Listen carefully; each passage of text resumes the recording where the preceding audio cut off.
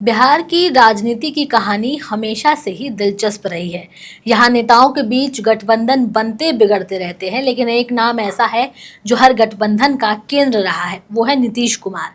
अक्सर नीतीश कुमार को बिहार में हुकुम का इक्का कहा जाता है। ऐसा कहा जाता है कि जिस पाले में नीतीश कुमार जाएंगे, सरकार उनकी ही बननी तय है। ये पिछले 2 दशकों से ऐसा देखा जा रहा है और तीसरे दशक की तैयारी चल रही है। चाहे एनडीए हो चाहे महागठबंधन, नीतीश कुमार हर बार राजनीति की बस की ड्राइविंग सीट पर नजर आते हैं। लेकिन ऐसी क्या वजह है कि आज भी तमाम मतभेदों और सियासी उलझनों के बावजूद भारतीय जनता पार्टी नीतीश कुमार के आगे मजबूर सी दिखाई दे रही है? आज इसी सवाल का जवाब हम आपको देंगे, लेकिन उससे पहले आप हमारे चैनल द हिंदी टॉप को सब्सक्राइब करें, बेल आइकन दबाना ना भूलें ताकि आप तक पहुंचे हमारी हर खबर सबसे पहले। साल 1996 जब बिहार की राजनीति में लालू यादव का जलवा था, लेकिन उनके खिलाफ एक नया चेहरा उभर रहा था, नीतीश कुमार। समाजवादी राजनीति से निकले, लेकिन थोड़े अलग तेवर के नेता। उसी दौरान बीजेपी और नीतीश कुमार के बीच करीबियां बढ़ी। दोनों ने मिलकर लालू यादव के खिलाफ एक मोर्चा बनाया। 2005 आते आते बिहार की जनता बदलाव के मूड में थी। मौका था बदलाव का और नीतीश कुमार ने बीजेपी के साथ मिलकर एनडीए के बैनर तले चुनाव लड़ा। परिणाम साफ था, जनता ने परिवर्तन को वोट दिया और नीतीश कुमार बने बिहार के मुख्यमंत्री। बीजेपी ने नीतीश कुमार के नेतृत्व को स्वीकार किया, क्योंकि उन्हें पता था कि बिहार की राजनीति में नीतीश कुमार की स्वीकार्यता खासकर कुर्मी और कोयरी समुदाय में बहुत मजबूत है। यहीं से शुरू हुई बीजेपी और नीतीश की लंबी राजनीतिक साझेदारी।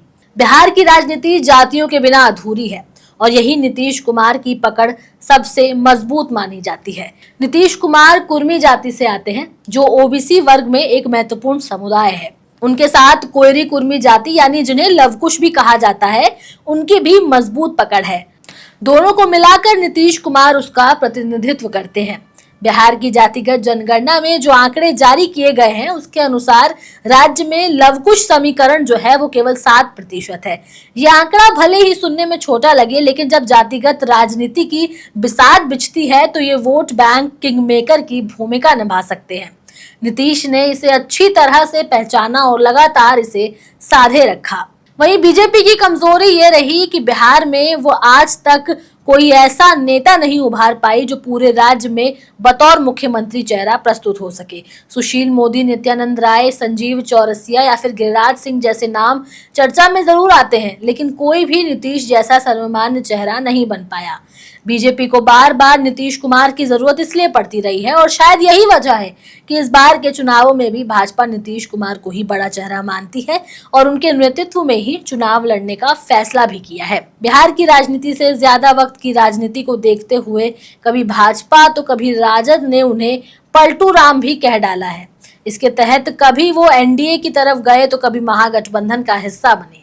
2014 में जब पीएम मोदी को बीजेपी ने प्रधानमंत्री पद के लिए उम्मीदवार घोषित किया तो नीतीश कुमार ने विरोध में एनडीए छोड़ दिया और लालू यादव के साथ महागठबंधन बना लिया। अब 2015 में इसी महागठबंधन ने बीजेपी को करारी शिकस्त दी, लेकिन 2017 में एक बार फिर नीतीश कुमार ने पलटी मारी और बीजेपी का दामन थाम लिया। हर बार बीजेपी ने उन्हें स्वीकार कर लिया, आखिर क्यों? ये एक बड़ा सवाल है। शायद बीजेपी ये जानती है कि बिहार में सिर्फ मोदी लहर के सहारे सरकार नहीं बनाई जा सकती। 2020 का विधानसभा चुनाव इसका एक बड़ा उदाहरण है। उस समय एनडीए ने फिर से नीतीश को सीएम उम्मीदवार घोषित किया, जबकि खुद बीजेपी को ज्यादा सीटें मिली, लेकिन बीजेपी ने सत्ता की चाबी फिर से नीतीश को सौंप दी। फिर आया साल 2022 जब नीतीश कुमार ने बीजेपी का साथ छोड़ा और महागठबंधन का हिस्सा बने, लेकिन फिर 2024 में नीतीश कुमार ने बीजेपी का दामन थामा और बीजेपी ने एक बार फिर नीतीश कुमार के सिर पर सत्ता का ताज सजा दिया। अब 2025 के विधानसभा चुनावों की तैयारी हो रही है और खबर लिखे जाने तक नीतीश कुमार एनडीए के साथ हैं। ये कदम नीतीश कुमार के लिए जितना राजनीतिक हित में था, उतना ही बीजेपी के लिए भी अनिवार्य बन गया, क्योंकि 2020 के बाद बीजेपी ने ये अनुभव कर लिया कि विधानसभा चुनावों में वो अकेले बहुमत नहीं ला सकती है।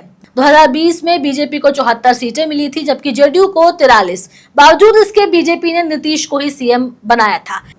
इसके पीछे की मजबूरी साफ थी, नीतीश की जातिगत पकड़ और एक स्वीकार्य चेहरा। राष्ट्रीय राजनीति में बीजेपी जितनी ताकतवर है उतनी पकड़ वो बिहार की जमीन पर नहीं बना पाई। इसका एक बड़ा कारण ये भी है कि बिहार में बीजेपी के पास आज भी कोई स्थानीय नेता नहीं है जिसे जनता सहज रूप से मुख्यमंत्री के रूप में स्वीकार कर ले। नीतीश कुमार को लोग भले ही यूटर्न बाबू कहें, लेकिन उनकी प्रशासन, विकास और सुशासन बाबू की छवि आज भी लोगों के मन में है। खासकर ग्रामीण इलाकों में और पिछड़े वर्गों में उनका प्रभाव कायम है। अब नीतीश कुमार उम्र के उस पड़ाव पर हैं जहां ये माना जा रहा है कि ये उनकी अंतिम पारी हो सकती है, लेकिन अंतिम पारी में भी उन्होंने बाजी अपने नाम कर ली है। फिर से एनडीए में शामिल होकर के उन्होंने सीएम की कुर्सी मजबूत कर ली है। हालांकि बीजेपी के भीतर एक खेमा ऐसा है जो ये चाहता है कि अब नीतीश कुमार को किनारे किया जाए और अपना चेहरा सामने लाया जाए, लेकिन जब चुनाव सामने हो तब जोखिम नहीं लिया जाता। इसलिए बीजेपी फिर से नीतीश को आगे करके चुनावी मैदान में उतरने की तैयारी कर रही है और चुनाव आने तक भाजपा का शीर्ष नेतृत्व नीतीश कुमार के बगैर कोई जोखिम लेने को तैयार नहीं है। या फिर आप ये भी कह सकते हैं कि भाजपा पिछले दरवाजे से घुस करके एक बार फिर सत्ता में बने रहना चाहती है और ऐसे में नीतीश कुमार मजबूरी भी है और जरूरी भी है।